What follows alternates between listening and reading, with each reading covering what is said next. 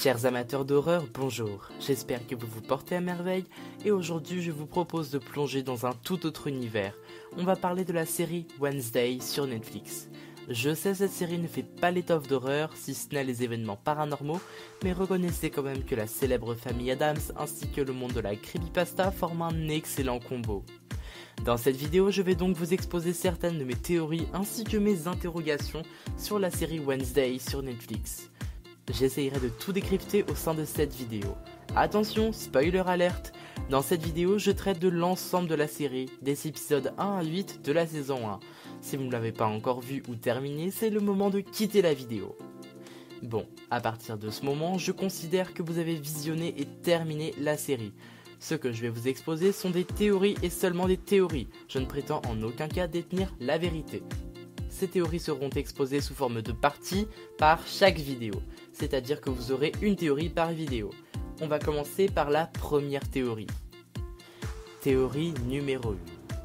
Était-ce vraiment Marilyn Thornhill alias Laurel Gates?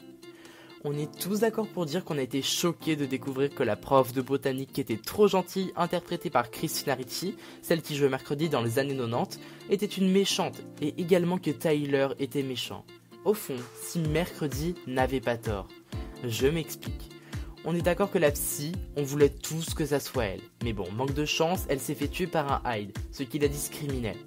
Je suis désolé, mais même si c'est la prof, ça faisait beaucoup de preuves contre Valerie Kingdom. D'autant plus que Marilyn Thornhill n'a pas vraiment fait grand chose pour faire accuser Valerie Endot. Je ne suis pas autant convaincu que ça n'est pas elle. Ce n'est pas un hasard qu'elle se soit soi-disant trahie, elle-même par les fleurs qu'elle a déposées dans la chambre de Jen. Ainsi, quoi de plus normal qu'une psy sortant d'un hôpital? Très facile pour elle de tuer le maire. Sans compter que sa réaction quand mercredi elle a confronté, c'était le typique « Ah, mais c'est pas moi, mais je te mens, mais je vais pas te dire la vérité car mon ego est en jeu et j'ai pas envie de te laisser gagner, même si t'as déjà gagné. » Eh bah oui, forcément si c'est elle va pas lui dire « Ouais, c'est moi, vas-y, va me dénoncer. » Mais même si c'était pas elle, elle est cramée à 700 km. Vous avez vu sa tête quand elle a pris la boîte à musique dans les mains? Elle était choquée et nostalgique. On voit bien qu'elle en sait plus que ce qu'elle prétend. Elle savait parfaitement ce qu'elle avait dans les mains. Vous avez vu comment elle s'est protégée? Elle voulait recommander de faire interner mercredi pour que tout le monde la croie folle et pense que ce qu'elle dit n'est pas censé. C'est pas un tout petit peu exagéré pour quelqu'un qui n'a rien à se reprocher? Y aurait pas un petit peu de zèle dans l'air? Même si la prod avait fait exprès de faire ça et qu'ils ont demandé à l'actrice de faire semblant d'être la plus coupable possible, je suis désolé, non! Même si c'est pour nous mettre sur une fausse piste, c'est pas anodin. Surtout quand le Hyde l'a tuée. Regardez, on la voit bien, elle se méfie, elle est anxieuse. Mais pas du style « Oh, c'est quoi qui va me sauter dessus ?» Non. Elle était parfaitement consciente de ce qui se trouvait derrière la porte. Ça tient pas la route, que ça soit uniquement Marilyn qui est tout manigancée. D'autant que Eugène n'a reconnu que Marilyn lorsqu'elle a mis feu au repère. Ça n'empêche donc en rien que la psy fasse ses délires du Hyde derrière. Seulement, tout a un sens, rien n'est fait au hasard.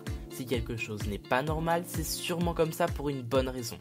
Tim Burton l'a dit lui-même. Donc tout ça pour dire ce que je pense. Alors, ce que je pense, c'est que Marilyn et la psy sont sœurs. Ah ouais, quand même. On est d'accord que pour contrôler un Hyde, il faut une personne.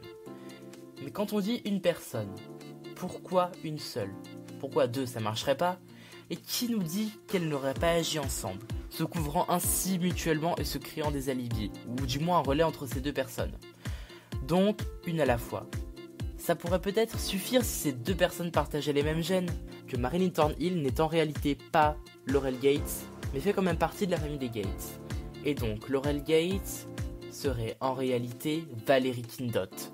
Dans l'épisode 5 ou 6, dans l'épisode je ne sais plus combien, quand mercredi entre dans la maison, dans la salle à manger, il y a un tableau de la famille des Gates.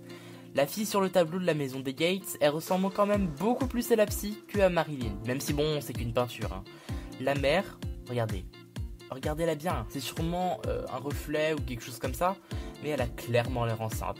Vous allez vous dire, mais non, mais ils sont morts, et on a la preuve de leur décès. Alors, oui d'accord, je suis d'accord avec vous dans la mesure où on a la preuve de leur décès, l'acte de décès, et qu'on ait retrouvé leur corps. Mais on n'a pas de preuve de leur naissance. Je m'explique. Je suis d'accord pour dire qu'une seule sœur n'était mentionnée en ce qui concerne la mort de Gareth Gates. Personne n'a dit que la deuxième sœur, Marilyn, celle de la mère potentiellement enceinte, était présente. La mère aurait très bien pu accoucher sous X, ne se sentant pas capable d'élever un autre enfant après la mort de Gareth. Et donc, cette théorie ne casserait donc pas les connexions des liens de parenté avec leurs aïeuls respectifs. À savoir Crackstone pour les Gates et puis Goody Adams pour mercredi. Marilyn Thornhill n'était-elle donc qu'un pion sur un échiquier? À voir pour la suite. La psy Valerie Kindot serait donc effectivement Laurel Gates. J'espère en tout cas que cette vidéo vous a plu. Merci de votre écoute et moi je vous dis à la prochaine. Is it